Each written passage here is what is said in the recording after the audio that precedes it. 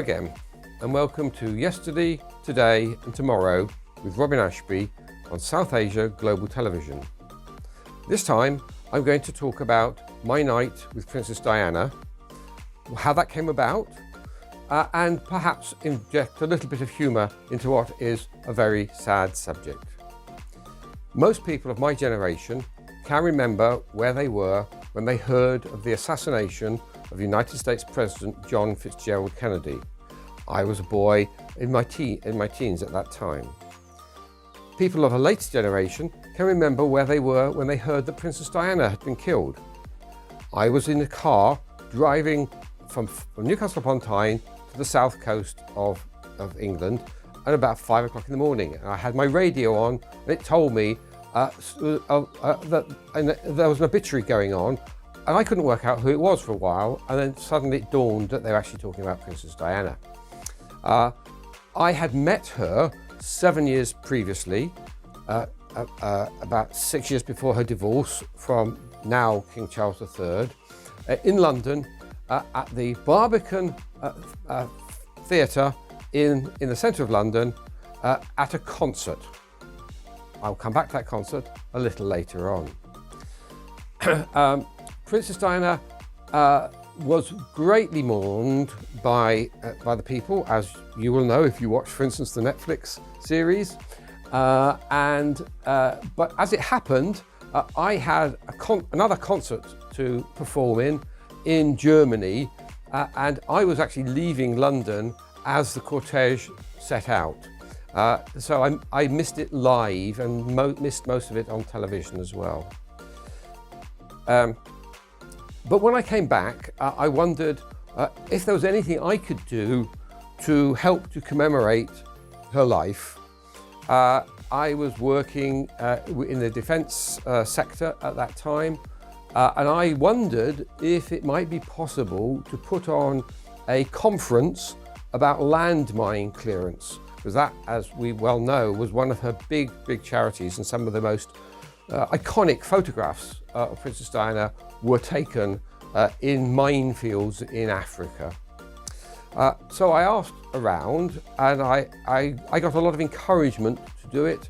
And indeed, when I checked out with our Ministry of Defence, they actually volunteered a colonel to come along and speak on this topic. So I believe that we made a contribution, a very small contribution, to the legacy that she left behind her. So, how did all this come about? Many years ago, before the Second World War, there was a young lad living in Berlin. He was of Jewish parentage. He's called Gerhard Hoffnung. Hoffnung is German for hope. They were living. He and his parents were living in Berlin, and the Nazi threat was getting worse and worse to Jewish people. He went to a private school, and one day the boys were playing football in the back garden, and the ball went over the wall. Like boys everywhere, they wanted to go and retrieve the ball, but they were told, no, you can't do that, because Herr Himmler wouldn't like it. Herr Himmler being the architect of the persecution of the Jews. But the human touch is that at the end of the SS guards' shift next door, they threw the ball back over the wall. Nevertheless, his mother in particular decided that Gerhard needed to leave Germany, and they came to England. His name was anglicised and he became Gerhard Hoffnung. He went to school here in London, but from a very early age he had been a prolific drawer of cartoons and drawings, and he always tried to see the funny side of life. Indeed, there was a school report from him, from his headmaster, saying that Gerhard needs to realise that life is not one big cartoon. But at a very young age, at the age of 15, he sold his first cartoon to a humorous magazine in London, and over the years he became famous as a cartoonist, as a raconteur, which was very odd, because this young Jewish man looked and sounded like an old English gentleman. He had a bald head, he was chubby, he smoked a pipe. And he became very, very famous, particularly for his monologues.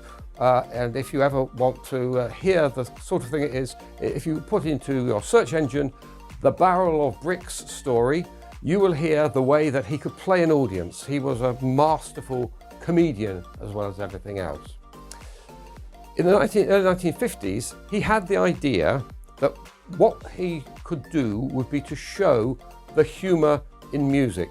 And so he had a lot of musical friends and he gathered them all round and he said, I've got this idea for a concert which shows the humour in music with all original pieces, and I want you all to be involved. And his friends said, well, great idea, but it all sounds very impractical. But he made it happen. And that first concert happened at the Royal Festival Hall. It was so successful, the whole thing sold out in 2 hours, a speed of ticket sales that had never only ever been equalled by Liberace, the pianist. It was so successful, 2 years later, they did it again. Then tragedy struck. One day, he was not feeling well. Within hours, he was dead of a brain hemorrhage, and he died at the age of 34, leaving a young widow and 2 young children. That could have been the end of that part of his legacy, but my business partner, himself a Czech Jew refugee who had come here just before the Second World War, came to know Annette Hoffnung and persuaded her to, Annette Hoffnung being his widow, persuaded her to allow him to put on some concerts to show how he could treat them. And indeed, that first concert was here in Newcastle. After that, they went around the world doing concerts with resident orchestras. And during the history of those Hoffnung concerts on the road, as it were, they went all the way from the Hollywood Bowl in California to Cowboys in Billings, Montana, at one of the smallest capitals, all the way up to Japan, where we did several tours. I say we because later on in the 1980s, I became involved with Tom Bergman on business deals, and he brought me in to the concerts. So when after our concert with Princess Diana in 1990, he had the second of his heart attacks, and some years later he had another one. That one came after we'd had a grand tour. We'd been in Leipzig and Berlin in Germany. We then went to Japan, in Hamamatsu, in Tokyo, and Sendai, and we come back to do a concert in Prague in Czechoslovakia. As I mentioned, Tom originally came from Czechoslovakia. He had fled there when the Nazis moved in for the Second World War. He'd gone back in 1945 to run his family business. He'd become a Czech member of parliament.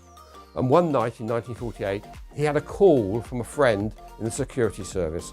His friend said, "I'm coming to see you in the morning." That was a cue that the Russians were taking over the government of Czechoslovakia and were coming to arrest him. So at a couple of hours' notice, he and some family friends walked out of the country. They were crossing a ploughed field in the snow when a guard aboard came up to them with a rifle and said, "Who are you and where are you going?" To which Tom answered, "We're going for a walk." And the guard pulled up his rifle and said, "Good luck." They walked out and he came via Austria, in France, where he played the piano in bars for tips, and eventually ended up in England, where he became the founder of the first public relations company outside of London, and concerts were in his blood. So when the Berlin Wall fell and Czechoslovakia became free, he said, we must go to Czechoslovakia and do a concert. I was completely in agreement. I said, we'll do it for free. And he said, no, we will get paid for it, and we'll get paid in hard currency as well. So we went to Prague and we took part in Prague Spring, one of the most famous concerts in the Czech musical calendar at the Smetana Hall. We recorded it. We actually made a video of it, which is still available online if you secondhand, if you'd like to take a look. And after that concert, very successful, he'd gone back to his home country as a musician on national television, the thing that he'd always wanted to achieve in his life. And a couple of days later, while having a small holiday there, he had another heart attack and died. We went over to Czechoslovakia to pick up his ashes, and we brought them back here to Newcastle, where they are now buried. We thought, well, Netta and I were discussing this on the plane as we were bringing his urn back with us. And we said, well, we don't necessarily have to stop without Tom. Maybe there's a way we can carry on. And indeed we did. And we did that for many years. And we had concerts again back in Japan again, in all over Europe, at festivals for Fasching, which is the Easter celebrations, the pre-Easter celebrations, for New Year's concerts, and these continue to be greatly enjoyed. And I'll tell you more about the content of those and my conversation with Princess Diana in the next part.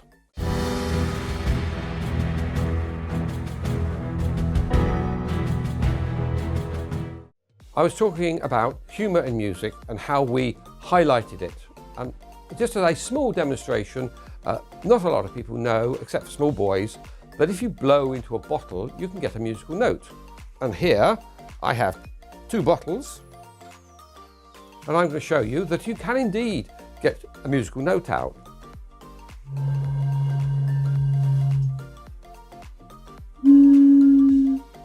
Now you'll notice that these are 2 different notes. It is possible to tune these to the notes of the musical scale. And if you've got 8 bottles, you can get the 8 musical notes in the scale. And if you have 8 bottles tuned, you can play a tune. And one of the tunes that we played in our concerts was the Haydn Surprise Symphony with extra surprises. The point about Haydn Surprise Symphony is it was to stop people falling asleep. It had one big note which woke people up. The thing is, once they are awake, are they going to fall back asleep? What we said was, well, we will put in additional surprises, including local celebrities, VIPs, people that people recognise, playing the bottles, playing the surprise like that. Now that was one of our pieces, but we started off basically trying to visualise, to bring to life the cartoons that Gerard had drawn of musicians in his early life. So at the beginning of our concert was not the conductor walking on, as is the usual start, but there would be a huge crash of cymbals and a shout of pain. Then a man with a bald head, like the cartoon, would walk on with a pair of cymbals in his hands and his nose in a bandage. This had told people, this is funny, you're allowed to laugh. And he would then go off and the conductor would then come on. He would find that there was his concert master, the leader of the orchestra, was missing.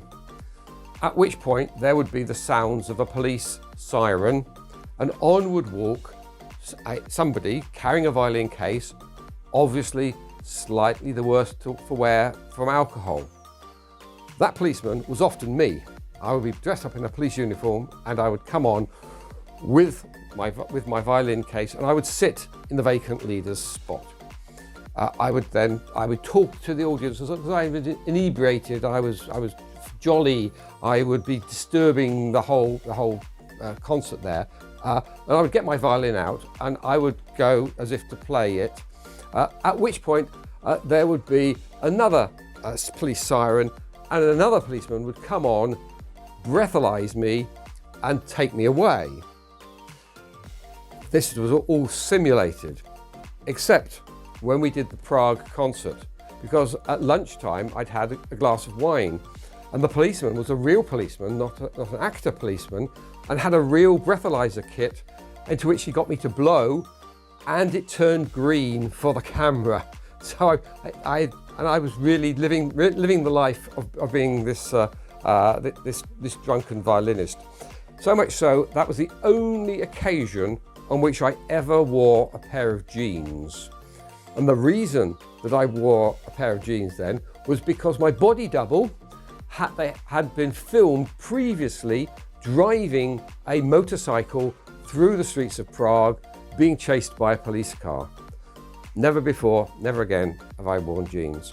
So the violinist is taken away. There is nobody to be the leader of the orchestra. And the conductor offers the job to the second violinist, and all of them refused to do the job because they were not paid enough money. So he would ask the orchestra, what do I do? And at which point there would be a tinkling of a triangle and somebody would jump up and say, I'll do it, and would walk down, beggars can't be choosers, and would take up position. In reality, of course, he was the real leader of the orchestra, and he would give the tuning note for the orchestra, and then the concert would proceed along. Another of the pieces was called Concerto d'Amore, the Concerto of Love. There's a famous cartoon within the Hoffmann repertoire of a man and a woman playing together on a single violin. And this Concerto d'Amore was written by a famous English composer called Wilfred Joseph, who also trained here in the great city of Newcastle upon Tyne. And he wrote a number of pieces for us under the pseudonym of Maynard Nelson. And Maynard and Nelson were two confectionery or sweetie manufacturers here in Newcastle, and to hide the fact that this serious musician was writing humorous music, he would use this name of Maynard Nelson. So, Concerto d'Amore. I would have done a quick change for this piece, and I would be no longer dressed as a policeman, but I'd be dressed as an impresario, the agent for a young, pretty female violinist who would have a contract to play in the concert, as also had a male violinist. And so, to avoid legal complications, they both had to play. Now, clearly, there would be a lot of tension between the two of them, and that would play out to begin with, until the female violinist would cry a little tear, and the male violinist would give her the opportunity to play on her own. At which point he noticed she's a good player, and he'd notice also she's pretty. And so he gets very interested in her. And the two of them start playing together and to each other. And this goes on throughout the whole of the piece. And at the end, she's holding the violin and he is playing his bow as they walk off together off stage with a quick kiss just as they leave. Brings the house down. That was another one of the cartoons that was envisaged by Gerard, which was made into an entire musical work. There's the cymbals, the beer bottles. There is a cartoon of a tenor singer who has a waistcoat which has the loud and the soft button.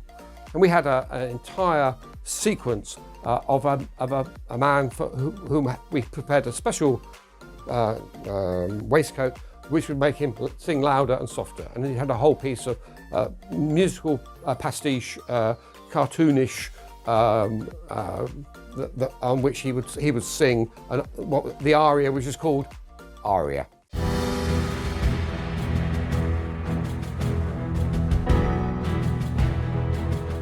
There was a range of musical instruments on which we played surprises, including one of them which was a euphonium based on a cartoon which had a beer tap on it. We had this specially made, and inside the euphonium was a reservoir into which beer was poured, and during the piece the euphonium player would turn the tap, he would draw some beer from his euphonium and he would drink it. We would pick on local celebrities who had a party piece. We had a famous British minister who once played the guitar. We always get a ballerina who would dance around. Sometimes we would have a harpsichord player with whom the conductor would make great eyes, and we would get anything which we thought would be a surprise. In fact, in the earliest days, the very first concert, the surprise was 3 vacuum cleaners and a floor polisher, which almost literally brought the house down because of the vibrations that came from it. The final piece in the whole concert was our piano concerto. We had 2 of those for 2 different repertoires. We had the Concerto Popolare by Franz Reisenstein, again a very famous English composer, and we had the Disc Concerto written by Maynard Nelson. And we would use whichever one was appropriate. On a second visit to a city, we would use the Disc Concerto, and the first one we used Popolare. And this again was to illustrate the tension between the piano player and the conductor. Indeed, on one of our concerts, which was filmed over 2 days at the Royal Festival Hall and was later released as a disc of the entire programme, which is still available second-hand on websites. If you're interested, they're still obtainable for very little money. When there was a dispute between the soloist pianist and the conductor about how the beginning of the concerto should be played, this argument culminated in the conductor going to show how it to be done, the piano player picking up the conductor's baton and then conducted the whole of the concert. The gag there was that both of these were talented pianists and talented conductors, and that would bring the house down and would be the end of the concert. Except we had special encores prepared. One of them was when the whole orchestra would take part, not playing their instruments, but chanting the names of composers. And we would also have another one based on Smetana's, one of Smetana's works, where the tenor would come on trying to sing "O Solo Mio" as his encore, and would be chased away and would run round the auditorium being chased, and would end up on a balcony far above when he would sing his very final "O Sole Mio." After the concert, with which Princess Diana attended, she was the guest of honour. It was in aid of the British Lung Foundation, another one of her charities. There was a reception. I was at that reception. I talked to Princess Diana, and I told her that I was the policeman that she had seen on stage. She was delighted to hear this, and she told me the story of how she and Fergie, the Duchess of York, had dressed up as policewomen and gone out night clubbing in London, which is one of the light-hearted episodes within her life, which is one of the reasons that people loved her so much.